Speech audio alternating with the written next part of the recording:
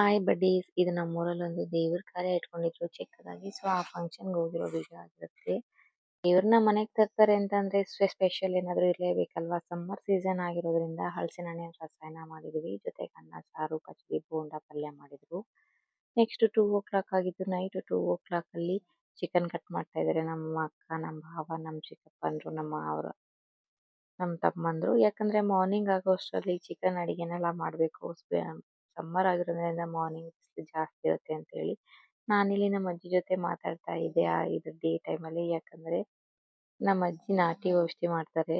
ಎಲ್ಲಾ ತರದ್ದು ಒಂದು ಗಾಯಗಳಾಗಿರ್ಬೋದು ಅಥವಾ ಒಂದು ಶಂಕಾಳು, ಅರ್ಪತಿ, ಮತ್ತೆ ಕೆಲವೊಬ್ಬರಿಗೆ ಗೊತ್ತಿರುತ್ತೆ ಹುಳದ ಮುಳ್ಳಾಗುತ್ತೆ ಅಂತ ಹೇಳ್ಬಿಟ್ಟು. ಸೊ ಅದಕ್ಕೆಲ್ಲ ಅವ್ರು ನಾಟಿ ಔಷಧಿನ ಕೊಡ್ತಾರೆ. ಹಳ್ಳಿಲಿ ನಾರ್ಮಲ್ ಆಗಿ ಮನೆ ಮದ್ದು ಏನಿರುತ್ತೋ ಫಸ್ಟ್ ಅದನ್ನ ತಗೋತಾರೆ. ಆಫ್ಟರ್ ಅದು ಹುಷಾರಾಗಿಲ್ಲ ಅಂದ್ರೆ ಅಷ್ಟೇನೆ ಹಾಸ್ಪಿಟ್ಲಿಗೆ ಹೋಗ್ತಾರೆ. ಸೊ ನಾನಿಲ್ಲಿ ಅವ್ರಿಗೆ ಕೇಳ್ಕೊತಾ ಇದ್ದೆ.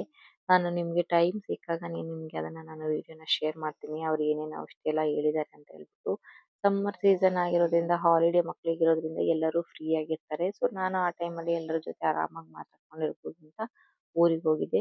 ಇಲ್ಲಿ ನೋಡ್ತಾ ಇದ್ರಲ್ಲ ನನ್ನ ಆಂಟಿನ ತುಂಬಾ ಗೋಳಿಕೊಂತ ಇದ್ದೆ. ಅವ್ರಿಗೊಂದು ಸಾಂಗ್ ಹೇಳಿ ಅಂತ ಹೇಳ್ಬಿಟ್ಟು.